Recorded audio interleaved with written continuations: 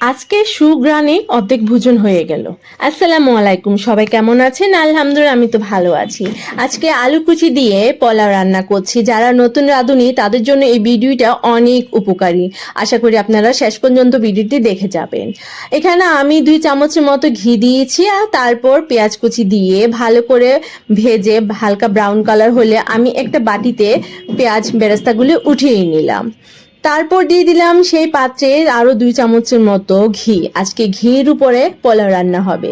আগে থেকে কেটে রাখা 2টা আলু কুচি করে কেটে লবণ দিয়ে হালকা ভেজে নেব। হালকা ব্রাউন কালার হলে একে একে সবগুলি আলু তুলে নেব একটা ছোট বাটিতে। তারপর এখানে আমি দিয়ে দিব আরো 2 চামচের মতো ঘি।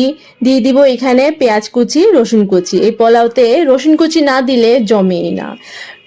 তো ভালো করে এগুলো ভাজার পর আমি এখানে দিয়ে দিব একটা তেজপাতা দেওয়ার পর একটু হালকা ভেজে তারপর আগে থেকে ধুয়ে রাখা পোলাও চাল দিয়ে দিব।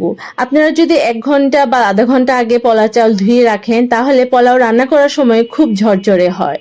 তো আমি প্রায় আধা ঘন্টার আগ থেকে পোলাওটা ধুয়ে রেখেছি। এখন ভালো করে সেই তেজপাতা, রসুন, পেঁয়াজের সাথে ভালো করে মিশিয়ে নেব।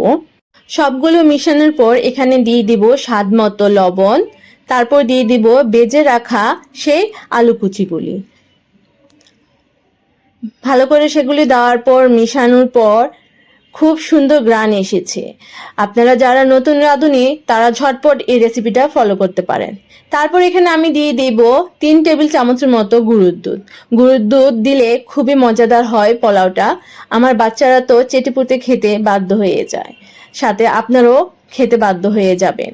তারপর দিয়ে দিব এখানে পরিমাণ মতো গরম পানি। ঠান্ডা পানি দিলে পোলাও স্বাদ আসবে না, তাই এখানে গরম পানিটা দিতে হবে। আমি তো এখানে চোখের আন্দাজে গরম পানিটা দিয়ে দিয়েছি। দেখেন অনেক সুন্দর গ্রান এসেছে।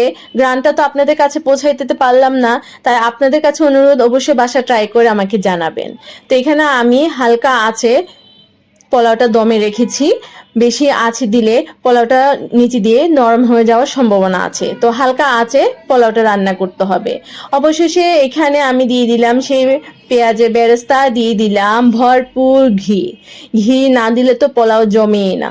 দেখেন মাশাআল্লাহ এত সুন্দর হয়েছে না, ঘিটা দিতেই মন চায়, শুধু দিতেই মন চায়। আজকে সম্পূর্ণ পোলাওটা ঘিয়ের উপরে রান্না হয়েছে।